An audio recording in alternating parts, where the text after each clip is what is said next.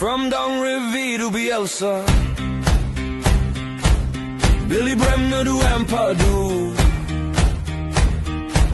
story stitched in every banner, every scar, every bruise. Yorkshire rose on our chest now, smiley badge, we rep the best. On the steps and in the turnstiles, every chant from the depths. Elland Road, hear us roll, we are Leeds. We are Leeds. Forevermore, from the cup to the streets. We are Leeds. Hey, hey. We are Leeds. Hey, hey. We are Leeds. Heavy lad, every last white shirt, heart that never leaves. Elland Road, hear us roll, we are Leeds. We are Leeds. We are Leeds.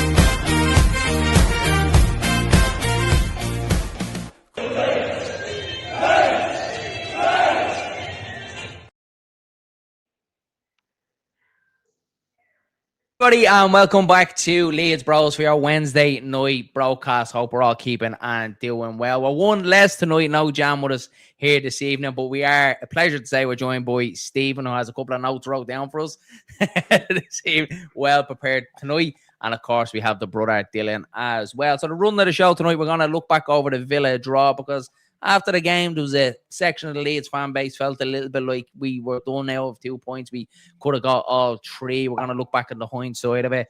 We're also going to have a look at Leeds United. We're so close to safety now. How many more points do Leeds United actually need to secure survival? And then we're going to take a bit of a look ahead to Manchester City as well, and everything else in between. So as always, make sure you're getting your thoughts in the comment section below. Drop a like on the video if you do enjoy it. And of course, hit that subscribe button. Steo, how are you, pal? Happy belated birthday from myself and Dylan here at Leeds Bros. I know you're out celebrating on the weekend. Not quite the 3 points you wanted from Leeds United, but still a good result.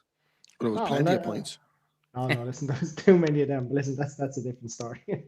That's not for this show. But yeah, no, I think I can speak for all Leeds fans when it says, obviously, at the end of the game, we were disappointed. But I think in general, if we could all say at the start of going away to Villa and getting a point, it's a very good point on the road. You know, and I think the two games that we played against Villa this season, we haven't looked our place. You know, we matched them, you know, game for game. I was at the game at Elland Road, and we were so unlucky to lose that. Yeah. You know, so at the end of the day, they're third place established Premiership team. We're the newly promoted Premiership team, and we put it up to them. Yeah, obviously, to lose it the way we did was disappointing, but just to see that Stack goal was just. I missed it live. It's one of the things that kicked me about Saturday is that I didn't see that live. I've seen the second half live. Were you saying that's the first like part of a Leeds game you've missed in like 6 years or something that you were saying before? Every single Leeds game. I don't miss anything. Whether it's when it was back in the day when you used to have to listen on LUTV on the radio, or I just don't miss them. But for me, Bertie, I said, you know what, I'll bring Lisa out and. And I missed a half of a Leeds game. It's the sacrifice I'm willing to take. I'd say you were just constantly checking the phone live score. And you know what as well, I've something to say to your good lady wife Amy, that she broke me heart, because it was her message in the group chat that showed me that Villa had scored, because the stream I was watching was so behind, and all I seen was for F's sake, and I was like, oh no, don't say it's true. And it was true. So but yeah, no, overall it was a great point on the road. And you know, I'm not glad I missed, but I would have loved to see that Stack going in real time. I'd say. You mentioned it there, Steve. We have to talk about it, because obviously that's 3 for Anton Stack this season. 3 incredible free kicks that he scored. Like, he's certainly bringing back the Ian Hart, isn't he? But what a hit! And none of us ever thought from there. Like, it looked for all the world he was just going to clip it into the box, but to shoot from there 35 yards out, and Jaden Bogle, I think, is all Leeds United fans, isn't he? The hands on the head. We were all the exact same. It was just incredible hit, Dylan, wasn't it? One of worthy winning any game. Like, just unfortunate it didn't. Look, as I said, I came into the watch along late. I was working on Saturday and I missed the first 10-15 minutes of it. But when the ball was being put down, I was driving into the driveway, and my missus was waving her hand to come in quick. There was obviously a free. I didn't know. I thought it was a goal, to be fair. And I literally had my bag in my hand. Everything was still in my hand. I walked in, and he was putting the ball down. I said, every time this man gets the ball with a free kick, he puts it in the back of the net, and boom. And I didn't expect it. I didn't think he actually would score it, and he did. And my God, what a goal! There was no way again to it at all. Martinez was shocked as much as we all were. Yeah. But I think what really made it was Bogle. I think Shane Bogle's reaction. To be fair, that's really kind of got me going as well. Like, he's a phenomenal player, Stack, and we know that he has it in his locker. Pulling out worldies like that, like that's a world. It's another asset now, lads, isn't it? It's something that we haven't had for a long time. I know we had Pablo, and Pablo used to do it down in the Championship, but like the last time we were up in the Premier League, I know we had Rafinha to do it, but like someone with the quality of Anton Stack now, it feels like almost like Ian Hart, that every time the ball is in around the box and Anton Stack is standing over it, that it's a real threat now from Leeds United. And again, that's another tool to Leeds United's arsenal that we've brought this season. And when we brought Anton Stack in, he didn't come with that trademark. He wasn't one of them when Leeds United brought him in to say, you know, he's going to be a free kick taker or a corner kick taker. You definitely thought when we brought him in, he was going to be the holding midfield role to break up play for Leeds United, you know, and give it to everyone else and kind of let them play. So, yeah, unbelievable. It's something that it's badly needed in the Premier League as well. You need a decent set piece taker. We've definitely got that in Stack. And he was a miss, lads, wasn't he? It was great to have him back for Aston Villa. That was a massive boost there. Back now. You see, it seems to see be the difference in midfield with him in there. With Leeds, though, we're starting to be more structured in certain areas, as you just mentioned there, set pieces, free kicks, corners, etc. So we're starting to look like, it sounds harsh when I say it like this, but like a proper football team are trying to establish ourselves in the Premier League. And as you always say, Dan, you said it before, you know, it's the 1%ers in the game that can change in the course throughout the whole game. And look, we were unlucky now to get all 3 points, but yet again, we didn't score another goal. So if it wasn't for Stack pulling that ball down and walloping it into the top corner, we might have got nothing out of it. So yet again, I'm delighted with the fact that we have someone with that kind of, you know, quality to put the ball in the back of the net, and as well from corners, etc. And yeah, as you said, he dictates midfield. You know, he's still finding his feet, but I think considering when we brought him in, and obviously we seen him in the Aviva, which seems like years ago now at this stage, but like he showed us quality. She forgot about that goal against AC Milan. You know what I mean? Yeah. So it comes up with that. So yeah, I'm delighted with him.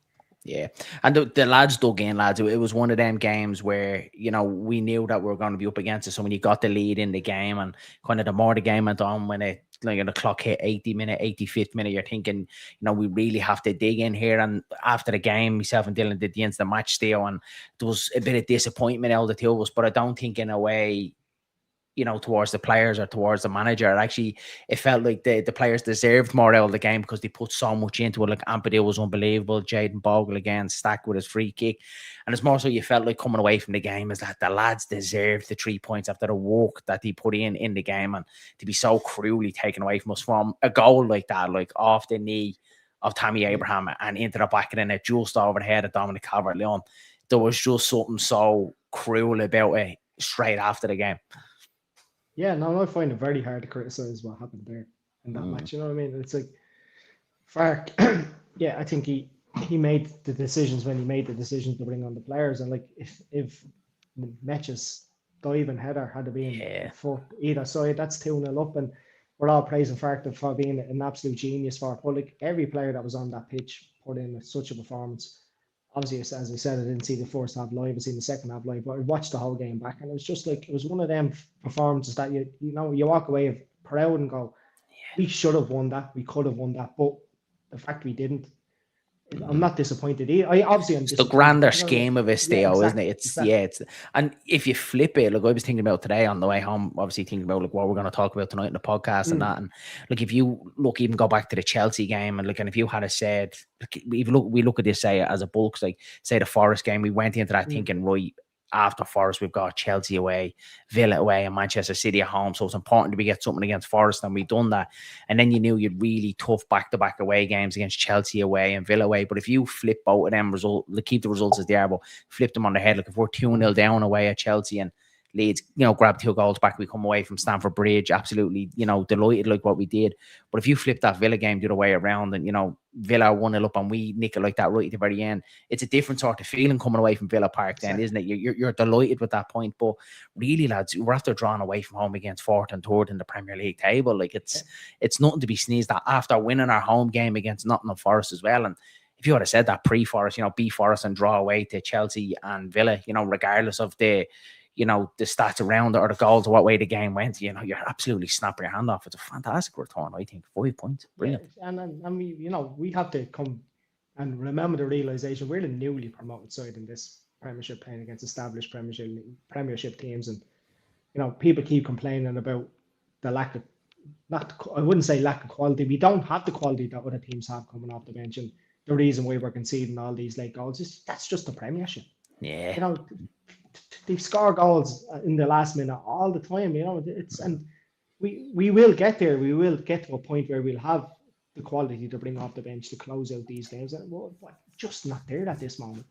And I don't we're care just so competitive down out there. We're such exactly like a likeable group, aren't we? Like it's one thing about this Leeds side now over these last 14, 15 matches since City away is that we're competitive now in games. You put Arsenal aside, and I think that's brilliant again for a newly promoted club. And we wouldn't have said that pre-Manchester City. So yeah, we totally agree with you. Look, yeah, maybe we need a little bit more quality off the bench, but I think that comes in time. And this season, it is about consolidating, keeping there, and then next year, then you have a bit more headroom, don't you, in regards to transfer market, PSR, and attraction as well. Like players be looking at Leeds United going, yeah, they stayed up last year.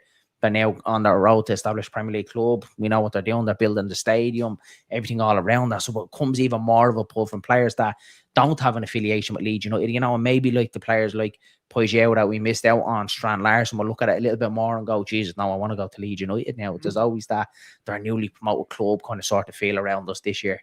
Do you know what I think it is, lads, to be fair? And look, I'm trying not to be too corny when I say this, but like Steve there saying, we might not have the quality as other teams, but I am actually a firm believer. I think it's just the heart of Leeds, and I mean, in a serious way. Like I think it's far number one. The mentality of the players.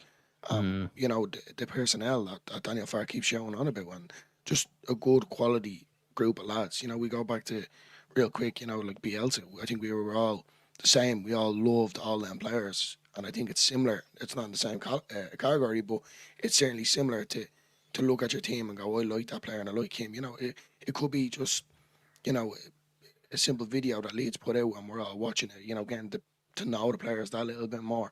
So I think it's not just quality. I think it's just performances, Dylan. When you strip it back, I know what you're getting at. It's even the likes of the podcast, what we're talking about for this, the official Leeds United podcast back in Ampadu. You get to know the sort of, the man behind the footballer, don't you? And I get that. But we kind of look at it even more so as a fan and look what these players are doing on the pitch, how they're playing for the badge, how they're performing. That never say die attitude, like what we've seen against Chelsea, the performance we put in against Manchester City away. This shows me and tells me that these players here, they're all here fighting for the cause, which is where we know the last year or two that we had in the Premier League, the last time, we've seen some of them players, lads, that, they weren't fit to wear the Leeds shirt, where what we have now is a fantastic group of lads. And we'll probably look back in this year, lads, with fond memories, because we've had some great results and we've had a good time with it this year. I've enjoyed it anyway. And I think, when we wanted to go up to the Premier League, when we're in the Championship, we were all kind of saying, it was actually Steve that said it in a podcast. And we said, we have to enjoy these moments because obviously, look, we weren't to be touched in the Championship. We were just making it clowns of everyone. Like we were just completely unbelievable. Let's be honest. And we were saying, let's enjoy it now because when we go up to the Premier League, it's not going to be like this week in, week out. But I have to be honest, lads. Whatever. Forget about the Arsenal ones. And I think the Fulham one with Gudmundsson scoring the own goal, that stings a little bit. But I actually really am enjoying this season. I'm enjoying the quality of football, and not just Leeds, like the Premier League itself. I think the matches itself have been really good. Darren, you talked about it there the other day about football kind of going back to basics, about going direct, long throws, etc. And it just seems like it's gone more, it feels more competitive now, and anyone can beat anyone now, isn't it? It's not just City run away with it, the big teams pushing away from everybody else. And this year's kind of broken that curve, hasn't it? Obviously, the two previous years to this, the three clubs that have gone up have all gone back down. So fair play to Sunderland to do what they're doing, Leeds, and Burnley. Would have been nice for Burnley to make a little bit more of a fist of it this year, but at least we're kind of breaking that curve that the teams getting promoted from the Championship are heading straight back down and kind of closing that gap a little bit. But let's take a look at the table then, lads, how it stands right now, because it feels like Leeds United are close. Like we're not there just yet, but we're close to being there. So obviously there's still the gap there, 6 points to West Ham United, which is obviously great. Spurs and Forest are still behind us as well. But also, lads, if you look upwards in the table as well, like we're only 5 points off Sunderland. And, you know, before we started this and before we get into this league, Sunderland was the team that we were all looking at and saying, oh, why can't Leeds do Sunderland? Why can't we recruit the way Sunderland are doing it? So I suppose it depends on, you know, what side of the fence you're on or what your glass, are your glass half full or glass half empty. You know, you can look behind you and say, West Ham are 6 points behind us. Or do we look up and we're only 6 points from 10th now as well? And we kind of need to start looking up the table now, don't we, rather than over our shoulders. No, definitely. And you know what? Like, you brought Sunderland up there. And I've never been obsessed with Sunderland this season, but they've lost 2 in a row. And, you know, they're within our grasp, and there's no reason why we can't catch them. And then you look at the likes of Forest. They're playing in Europe tomorrow, is it? Yeah. They're only on tomorrow, yeah. And then they have an away game against Brighton and an away game against City. Mm. You know, so like there's 3 tough, you know, after you know, a European night. Then you have West Ham there away to Liverpool and away to Fulham. And then Spurs have 2 London derbies within a row as well. So, you know, I'm looking at our result, our fixtures and going, yeah, we've City and we've, you know, the teams that we have to follow after that. But I'm also looking at the teams below us and going, they have some tough games. Yeah. You know, I'm only looking up Darren and Dillo. Only looking up. You have to stay out. That's it. If you're constantly looking behind you, you know, like you're on kind of negative. So that's what I'd love Leeds United to do now. Let's see how far we can finish up. Let's try and get out of this mindset of going, you know, keep West Ham away from us. We just need to keep doing our job. So when you look forward, obviously we know Leeds United and Elland Road under the lights is absolutely incredible. If you go back to April 24, I think it was, that Leeds United have played 22 games under the lights at Elland Road. We've won 19 of them, which is absolutely incredible, lads. Like unbelievable. And obviously we've Man City up next at Elland Road under the lights. Now look at, hopefully that run can kind of continue. We put in another performance, but after that, lads, 3 out of our next 4 games are at home, are at Elland Road. And under the lights at Elland Road as well. So really, you know, on 31 points, the magic numbers we're saying is probably 38, possibly 40 if we need another point or 2. So really, you're only thinking about, lads, another 3 wins should see Leeds United safe. And we will definitely get them 3 wins. So I done the predictor thing. Have you done that, the season predictor? You can do. You can put in the results. And I've come up with 47 points. Maybe that's a bit. No, seriously, but like if you break it down, like, yeah, I you know, City I have down as lost, but I can't see us losing a game after that. I really can't. You know what I mean? Well, that's it, because after that then you've got Sunderland at home, Palace away. So and Burnley done Palace away, so you never know. And then you've Brentford at home there as well. So you're looking at them 3 after Manchester City as 3 very winnable games, and you just never know. We might get something against City again, even if we get a point or all 3. You just never know. Like, so we could really be safe. Games, Darren, you have the likes of West Ham, you have Spurs, you have Scum away. Like, who's to say we can't go there and get a point against any of them? You know what I mean? So that's what I'm basing it on. I'm basing it on, not that I'm saying we're invincible and we're not going to lose between after City and the end of the season, but I can't see us, you know, realistically, I can see us going to all of them games and getting a result, whether it's a draw or a win. You add all them up, you're into the 40 odd points. Like, so, you know. I'm telling you is now, worry, and everyone that's watching, I can see Leeds getting a win on Friday. I'm serious. I can see Leeds being the shake-up of the top of the league for obviously City. In the title race, yeah. I'm convinced. Steve, I've said this throughout the whole season. I think Darren, if Danny's in the chat, I've said this throughout the whole season. Leeds always put it up to the big dogs. Now, I know someone's going to say, well, what about Arsenal? Forget about Arsenal for a minute. We've always put it up to the big dogs. Your top 6 clubs that everyone's on about. We go back to the Tottenham game, lads. Now we lost. We were all over them. That was a game. That was a game came away from. We should have won that. Never mind the draw. Like, we should have won that. Yeah. You go back to Scum. Unlucky. Should have won. No, we bet Chelsea. We got Liverpool as well. We drew 2 draws, wasn't it, against Liverpool? Yeah. Leeds have this mentality, lads, about the top 6 club. I'm telling you now, I can see a win for Leeds. It's going to be a tasty game. Like the last time, it's a big game, and like what you said there, it's a big game for City now as well, because like obviously the title race is still very much alive to them as well, and they're going to try and give everything. And at the moment, they are on one of them little City mini runs that Pep kind of likes to go on. But it is a tough place for them to still come to Elland Road. So I agree with you. Leeds have a massive say now in the title race.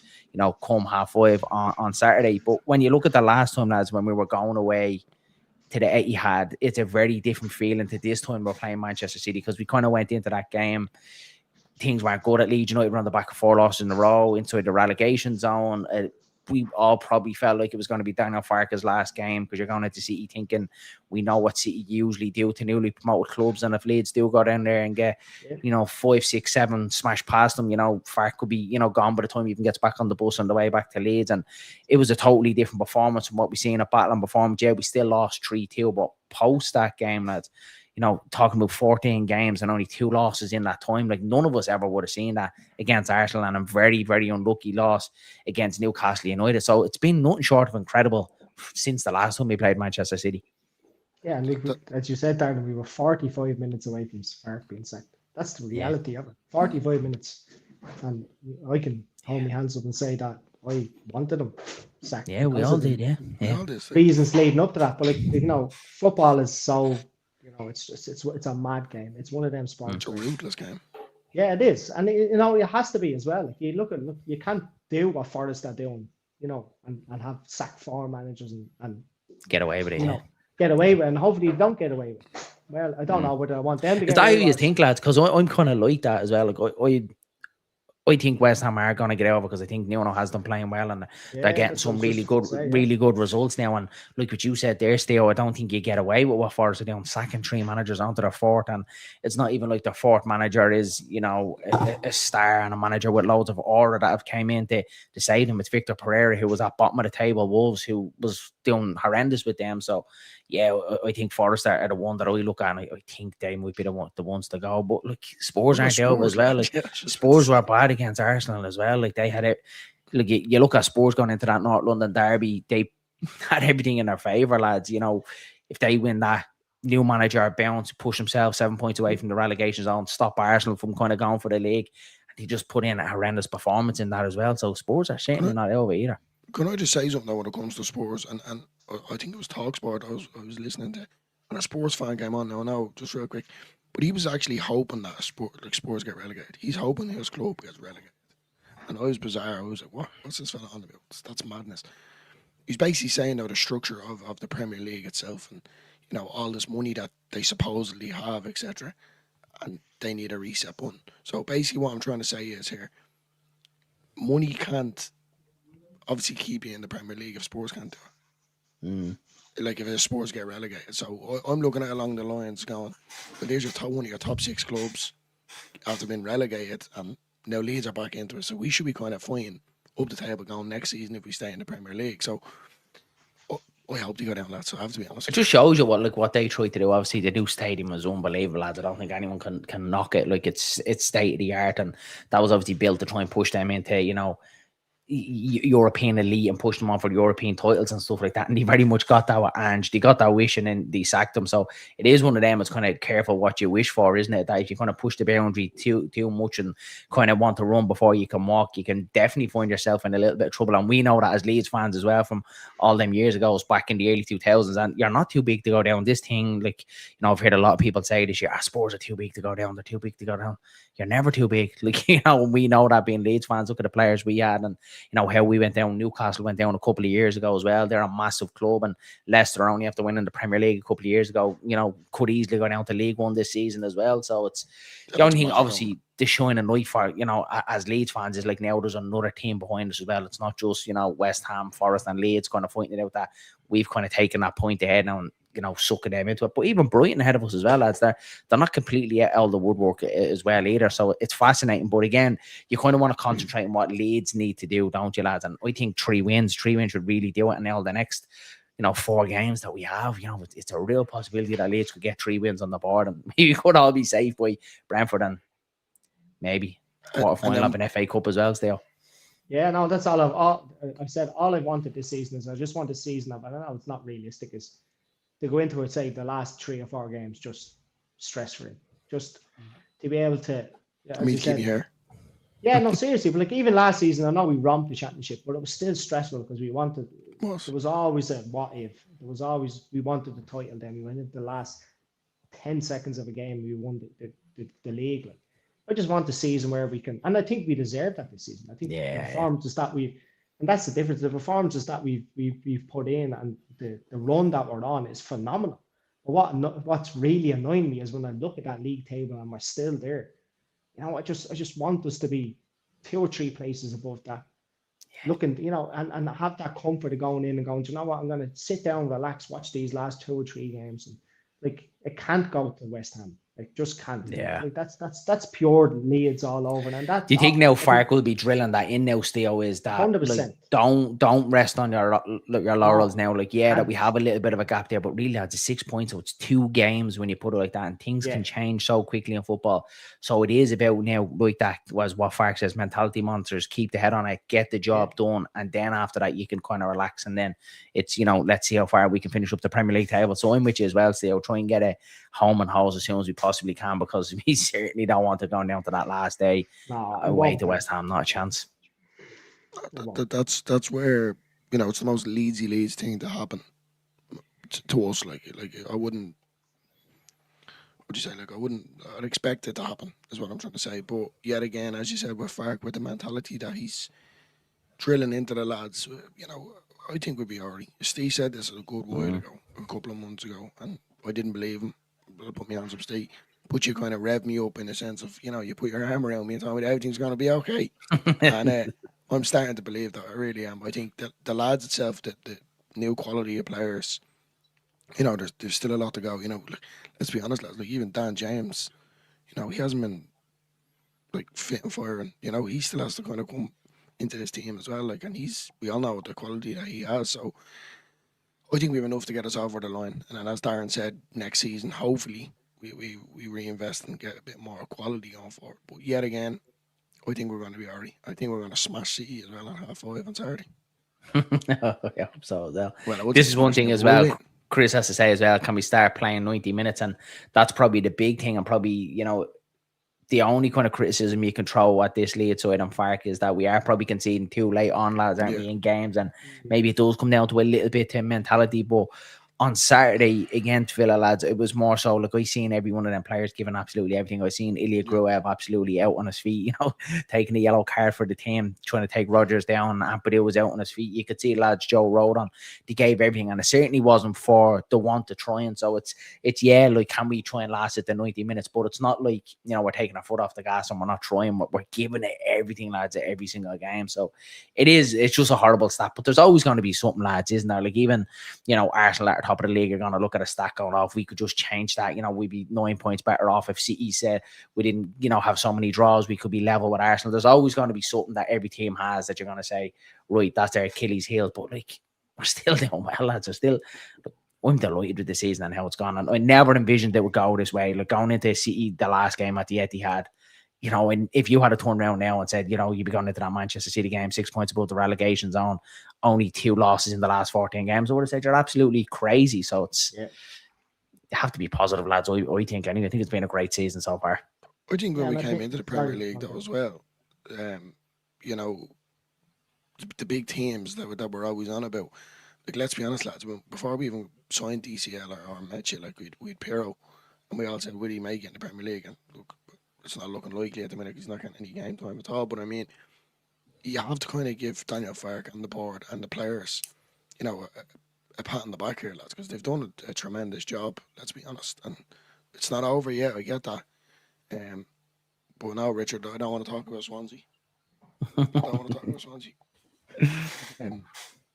But I'm a firm believer that Leeds will get this over the line. You know, I think there's certain few tweaks that we need to kind of, you know, sort out. I think Daniel Farke making his substitutions a bit too late. You know, me and Darren doing the watch along in the second half, especially, you could kind of see I just don't think he's ever going to change, lads. Do you with that 70-minute subs? Like, I'm just happy he's changed his in game. I'm happy now that we've flexibility in this Leeds squad, that, you know, if a curveball is thrown us, which we've seen since he's gone to the back three, that he will go back to a 4-3-3, he will go to a 3-5-2, you know, whatever needs to kind of change the game. And that was something that was probably lacking in Farke's game. And the 70-minute sub, I think, is just a thing he believes in, Dillo, that, you know, player can kind of give a max for 70 minutes and then bring them off the bench and change them. I don't think he's ever going to come away from that, if I'm honest. I think they're the banana skins, though, like, that we can't afford. I think that's something he needs to knuckle down on there, because you know, we were sitting there doing the watch along, and you said it numerous times, you know, we need Longstaff, we need legs in midfield. You could see all the boys were just completely jaded. You mentioned it there, like Gruev didn't even put a tackle in. He done a UFC kick. But when he did bring Mecha on, Dylan, and you have to kind of look at it the other side, because it's easy to look on hindsight when it doesn't come off. But we were saying at the time as well that Calvert-Lewin is very isolated up front by himself. So he brings on Lucas Mecha, he goes positive. People were saying, Fark didn't go for the win, he sat in. He brought on a second striker, you know, to go up there with Calvert-Lewin. If he wasn't going for it, he would have brought on another defender, another midfielder. And if Lucas Mecha, like what Steele says, puts that ball on the back of the net and Leeds go 2-0 up and wins the game, then we're all hailing Fark, you know, as a hero. So it's fine lines in football, and sometimes then you take a gamble and you try and see something that could work, and it just hasn't. And maybe if you do have that little bit more quality off the bench, it would work. Yeah, no, I think it was just after Mecha's chance, it seemed to be all Villa throughout the whole game, and we were kind of hanging on. Now, we kind of had the defence, but we were solid, lads, let's be honest with you. It's not like they were... But look what they're bringing on, Dylan. They're bringing on Jadon Sancho and whatever him and Ross Barkley, you know, they're bringing on bags of quality and bags of experience on a team that don't. You have to give the lads a pat on the back, that's what I'm saying, for defending so well in the second half, you know, and not letting them get the second goal. But I think in and around that time, as you said, the 70th minute, I don't want to just bring players on and shut up shop and, you know, park the bus sort of narrative. I just think like that could be a potential banana skin for us going into the next few games. I'd just tweak a few bits, especially. What do you think, Still? I think away from home he's probably right though, lads. Go ahead, Still. Yeah. No, I just don't think Fark trusts the players that are on the bench. I really don't. And let's be honest, there hasn't been, you know, it's been a long time since someone's come off the bench and made a real impact. Like, you know, even look at the FA Cup games with the likes of Nyanto and Tanaka, and as much as it kills me, you know, you didn't perform. Like, you haven't taken that chances. So, you know, I think Fark has in his mind that he has a core team, a group of players that he trusts, and if it comes down to it, and he needs to bring the other players on, that's just not doing it for me. And that stems down to the quality that we are a newly promoted side, and that quality will get better on the bench, you know. And, you know, it's very harsh to judge Fark on when other teams are bringing on, as you said, 60, 70 million pound players, fresh legs, players who will slot into most teams, when we're bringing on players who, I'm nothing against them. I want them to perform. I want them to be. What did United pay for Sancho? Like 60, 70 million or something was, you know, we're bringing on Lucas Mecha that costs us free. Do you know what I mean? And that's what the likes of Willie Nanto and you know, Dan James, as Dillo mentioned there, hasn't kicked the ball in how long? So to expect him to come on and impact the game is very hard. You know, so I think Fark just has in the set that these are the players who I trust. If it comes down to it, and that they're on their knees, which a lot of them were against, you know, against Villa, against Villa, like on their knees. But like that just proves as well that they're willing to to give 100% every time for this team and play through the pain barrier. A lot of them are playing, you know, longer than they should be playing. But it's, again, I think it's just down to quality in the squad. And that squad will improve the longer we stay in the Premiership. And then Fark, we can judge Fark on the substitutions then and go, you know what? Why aren't you bringing on a 60 million pound player who's going to impact the game in a positive way instead of waiting 70 minutes to bring on a player, like, you know? I think it's more nerves just coming from me, lads, if I'm being honest with you. But yet again, I'm not taking the gratitude that the boys did put in a shift, you know, and not letting Villa score a second goal. You know, like, I thought we defended really well. Let's be honest with you. Like, because it would have been criminal if we lost that, wouldn't it? Would have been criminal. Do you know what I mean? Yeah, like that's the way I'm looking at it. And, you know, when you look at it like that and you're going, well, we did defend, but at the same time, we didn't really have possession of the ball. But yet again, Villa were just chucking on loads of players, as you said, mad money and the quality that they have. But just, you know, it's the Leeds in me going, they're going to score, you know, sort of narrative. But yet again, it's me as a fan from PTSD over the years to actually put trust into these players and go, well, fair play to them. They actually defended the whole second half and didn't let another goal. And off the back, Dylan, of 120 minutes at St Andrews the week before and going to a penalty shootout, like that does take a lot out of you as well. And, you know, we needed to use the whole squad for that game as well. So understandably away at Aston Villa, less than a week later, you could see, probably around the 70th, 75th minute mark that a lot of the players were jaded, weren't they? So they did put a lot into that game. But I do want to talk a little bit about the FA Cup, lads, because look, sometimes it's some people's cup of tea and sometimes it's not other people's cup of tea. But the reality of it is now, lads, is that, we could very much be looking at an FA Cup quarter final. We've obviously drawn Norwich at home at Elland Road, a really good draw. Theo, you're obviously going to every Leeds home game at this stage. But an opportunity, lads, and like that, if you could turn around and say, and even if it does stop at the quarterfinals, or hopefully we do get through past Norwich City, but if you could turn around and say Leeds United are safe this year and get to a quarterfinal of an FA Cup, that's a really positive season, lads. No, it is, and especially with the history we've had in the cups over the years. Like, we just don't perform them, we never have them, and it's as long as I can remember, all the way back to 95, 96 when we lost in the Coca-Cola Cup final. We just never, it was we just never do it. And what I'm thinking back is, no, this is all a daydream, but I was at that parade last year. You imagine just winning an FA Cup and having a parade like that in Leeds again, and why not? Let's go out there and try and do our best in the cup and get as many games as we can. We all love watching Leeds, so the more games, the better. Like, you know what I mean? And it's a route into Europe. I know I'm getting way ahead. Yeah, but that's it. But why not? Like, I'm looking at all the fixtures we have. It's another pull for next year then, still, isn't it, for players looking at it then, isn't it? Like, like if we do finish, 15, 16, God forbid, 17, just outside the relegation zone, and, we stay up and maybe do win an FA Cup, let's say, well, teams are going to be looking at it and going, Leeds have Europe this year. I don't want to go to Leeds. I don't want to go to Palace. I don't want to go to Bournemouth or Brighton or whatever. I want to go to Leeds. I just got a flash image in my head, lads. Imagine us going away in Europe, bad places. Dirty Leeds will be well and truly back. Yeah, but I love it. But why not? Why not? And like that, the draw was favourable as well. Like, it obviously was going to depend, looking forward, like, who we're going to get. But you look at Norwich at home, a championship team, like, we should be beating them, lads. Look, anything can happen in a game of football.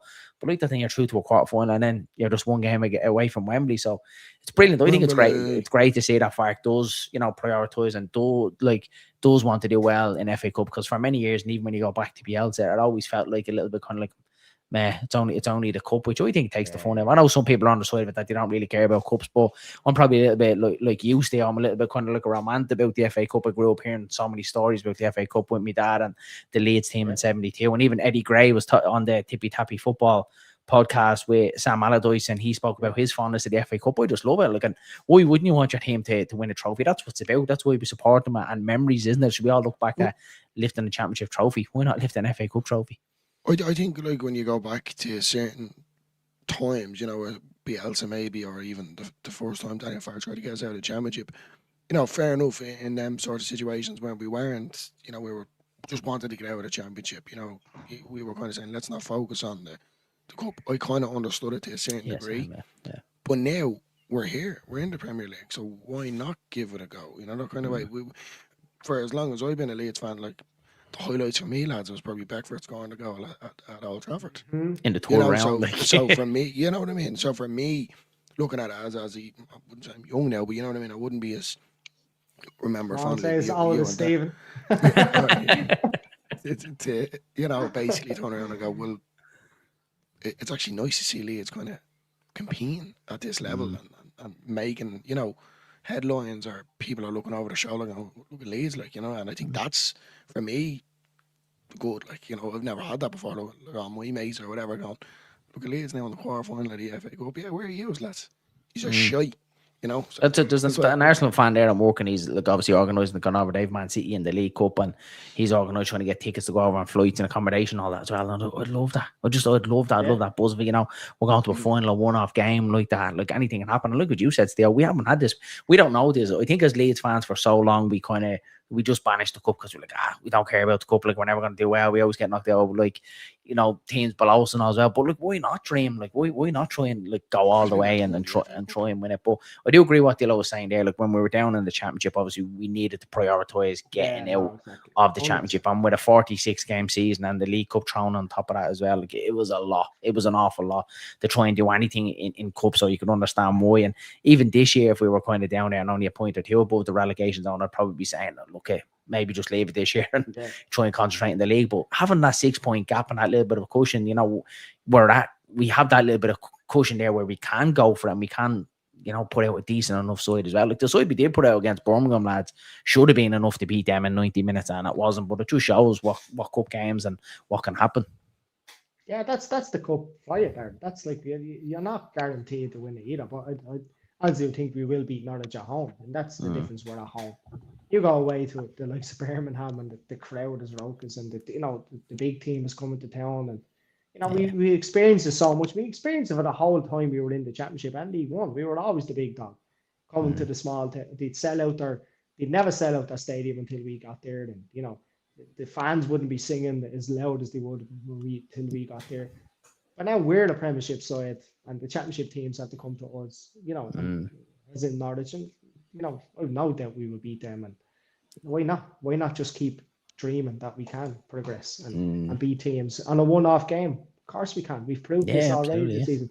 And even if it is a fact that it goes to it's a draw, well then you go to extra time and there's obviously a chance of penalties. So there's lots of ways of getting past teams. It's not what I love about it as well, when Ampadu was obviously asked after the Birmingham game as well, and he turned around and said it, he's like, I'd love another parade, and like he's talking about the FA Cup, so that's in the back of his head, is that he's not just there going, one round at a time or kind of scripted, or we'll see what happens or whatever. Like we'll concentrate on the next one. Like he was very much like, I'd love another parade. I'd love another count in my head going around the city. So even he's thinking about that. So that shows the mentality that's in that dressing room. If our captain is saying that as well, that he thinks the same, is like, go for it. Let's have a go with it. Give it a go. Yeah, absolutely. We're great. Yeah. So what are we thinking, lads? So obviously City up next. The last time we went into a game against Manchester City, it was a very different circumstance. Obviously with Fark, we know this, very nearly lost his job. This time, totally different, lads. And it feels like, there's expectation there still. You said as well that there's a real possibility that we can go and we can beat them. And look at only 2 losses in the last 14 games. If they're a good side coming to Elland Road, we know that. But on our day, lads, we can turn anyone over, can't we? And be a massive step if Leeds can get 3 points in this game. I would probably say then Leeds are safe. And I know it's wild in saying that, but I would think we're nearly there then. With 10 games to go then after that. Yeah, no, I honestly thought if we had one on Saturday that we were safe. Honestly, I thought we got down 3 points. So, like City, for me now, I think it's going to be really tough because with Arsenal after winning, they're really chasing this. And they need to go for it, yeah. They need to go for it. And that's my biggest fear. We're not going to have I don't think we're going to have the Haaland that's half-arsed like we've had. You know what I mean? The Leeds fan that he is, that maybe he will step up. But again, that's the negative side of me. But the positive side of me is, I'm going to keep saying it. Why can't we beat them? Why can't we not even beat them? Even get a result. Why can't we? Just look at our form. Just look at the way we're playing. Look at the way we're putting up to these big teams, and still keep saying. So we've every hope. I'm not going into there going, this is a free hit. There's no more free hits in this league. Right, I'm sick of hearing it. Go in, compete. If you don't win, you don't win.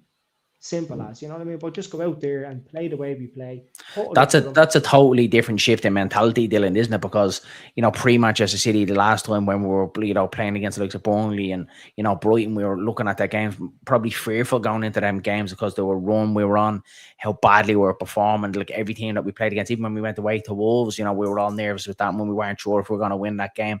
It's a major mentality shift in 14 games to where we were, to where we are now, that we're even against Arsenal. I know we got bet 4-0, but we went into that game thinking, we can turn Arsenal over here and why not? And I love that about Leeds United, that, we can put it up against anybody on our day, not this, roll over and let our bellies get tickled. It's how would I say this? We could always predict the line for Leeds United. We could Sorry. We Absolutely clean, boy, go. Big Ben going out there. Sorry about that. Last orders at the bar. Yeah, so you threw me out there. Sorry about that. Yeah, so we could always, us three sitting there and anyone in the chat, maybe before that Man City game, we could all sit there and predict the lineup, what way he's going to shape up, etc. Something in that second half, whether Fark drilled it into their heads or whatever, I don't know what happened, or whether Ampadu rounded everyone up, something changed. And it seems to be now with Leeds, that mentality that Darren you're talking about, it seems to be that never give in, never back down kind of attitude. I think us as Leeds fans are just enjoying it, and it's so unpredictable. And as you said, us Saturday night under the lights against Man City, and as Steve said, why can't we do it? We have that mentality. Yeah, we don't have the quality, but we certainly have the heart, and that, as you said, never die. And Elland Road's going to be at it as well, Dylan, isn't it? Like when one of the big boys come to town, Elland Road will be rocking as well. Eh? Absolutely rocking. And I did look with the fans as well. You know, we're the 12th man, and everyone. Look, lads, I don't know. I'm gobsmacked at the fact that we're even having this conversation, because I'm convinced that Leeds are going to beat Man City. I really do. I'm not listening. I've said, and every time that I've had this kind of, I'm going to call myself Mystic Dillo, I've got it right. To be fair, I've got it right. We probably, in fairness, Dillo, you're probably a little bit too young for this one. I'm just about old enough, but still, you definitely remember it. We probably do owe Arsenal a little bit of a favour, because obviously all them years ago, Mark Viduka down at Highbury, bet Arsenal, lost Arsenal the league, obviously handed it to Man United, which wasn't great, but obviously he has secured our own survival. So we probably do owe Arsenal a little bit of a favour. So I'm sure they would be absolutely delighted as well if we could turn City over at the weekend. You know, we could probably hand the title to Arsenal then as well if Arsenal go and win then. Yeah, well, it would be handed to anyone, but you know what I mean? Twice we took it away from Arsenal and we handed it to Scum. So I don't know how I felt about that one. As you said, there was the Viduka one that kept us up, and then there was the Hasselbank. Was there one with Hasselbank as well? I don't remember that. That was probably before my time now still. It was probably just a twinkle, you know yourself. That's two times in a row we've handed Man United the title, you know, as Leeds fans and club. But listen, not as you said. Leeds United now, Steve, thanks. But we definitely won't be handling them this year. So listen, I don't be honest with you. I'd rather see City win it, to be honest with you, because I can't stand the Arsenal fans. I think they're all deluded. I know, I can't stand either of them, to be fair. I'm going to sick and tired of City winning it, like, especially because they've more or less cheated that way through the last seasons. 115. It's got a wreck in my head, like. Charges will eventually come biting their arse, will they? One day will. The debate, the points deductions and all this sort of stuff. Right? Relegate them to the league team, take strip everything from them. I have a question for you lads before we wrap it up. So I was obviously thinking today, look, we signed 10 players in the summer window. We weren't sure whether we're good or bad players. Some of them perform, some of them hasn't. But if you can kind of pick one off the top of your head, all the 10 that we did sign, Dillo will come to you then as well. Who would you say has been the best player to stand out? For me, only because we haven't had a decent left back for donkey years, and the price that we paid for him. I'm not saying he's the best, like he's the best quality, but I think Gabby has been. I think he's just been outstanding. I think he excites me as a player. There's other players that are as good as him, but for me, a left back with especially after the situation we had with Firpo. Yeah, God love me, he was wrecked against Villa, wasn't he? I think he was sick, wasn't he? And they were saying he wasn't well or something the first half, and he was still trying to give everything down that left hand side. For me, the price we paid for him, the output that we get from him, he's just outstanding. He's just a million miles an hour. Left back was a worry still, wasn't it? In the summer going into that, when the goalkeeper and the left back, but left back after Firpo leaving, we knew we needed a decent left back. I think there's better players that we bought, but for me, to solve that left back problem that we've always had, the left back problem, that was my biggest fear. One of the biggest fears going into the season was left back and scoring goals. Obviously, Calvin Lewin, but for me, Gabby, I'd have to say Gabby. Dillo, what about you? All the 10 that was signed, who's your standout? Well, real quick, I'm gonna say, like, every individual that we've got so far with the 10 names that you're naming there, like, I was just off the top of my head what Steve was kind of saying about Good Munson, I'm a fan favourite. I've alluded to that loads of times, but obviously James Justin, quality, Anton Stack, quality, you know. Yep. I can't physically turn around and say he's not doing, you know, X, Y, and Z. So they've all kind of chipped in and done their bits along the way. Even though I was slating him a few weeks ago, he's really came into his own, you know. But I think for me, lads, I have to go with DCL. I think I love the you know, I was only talking to a lad in work the other day about it. And 10 Premier League goals is he thought his career was finished, you know, for him to, it sounds mean when I say this, but, you know, to come to Leeds, a newly promoted team, well, we all know that he got offered some European clubs and, you know, Champions League football, etc. And to come to Leeds and more or less turn his career around, lads, and prove everyone wrong. I think that's what I'm liking. It's you know, it's like a story in itself. So I think for me it has to be DCL, but I like, yet again, all the boys have been, for me anyway, quality. I can't say anything bad about them, but I'm gonna give it to DCL. There is there's definitely some honourable mentions in there when you look at James Justin now. Like, it's taken a while for us to see, but definitely a valuable signing, lads. When you see, what he's covering now, definitely the Stuart Dallas of this team, doing right back and really pushing Jayden Bogle. Jayden Bogle actually spoke about, how his game has improved now, and we've probably seen that over the last couple of weeks, because there for a while Jayden Bogle was going a bit missing. How James Justin is actually helping Bogle out. I think Bial as well goes under the radar as well. I think when he's in there, he's really solid. Good months, and definitely get to shout out Stack as being fantastic. And then I think probably, Dylan, I think I probably agree with you. DCL, I think, apart from the goals, I think the return of 10 Premier League goals, if you had told any Leeds fan when we signed him for free, and there was a lot of Leeds fans against it when he did come in, that he'll score you 10 Premier League goals, and even if he doesn't score another goal for the rest of the season, it's a phenomenal return for a free signing as well. But I think his all-round play and kind of what he gives Leeds United, and drags up the pitch and bring others into play, even against Villa there, it was one of them games where it's a very thankless day for a striker like that when you're feeding off scraps.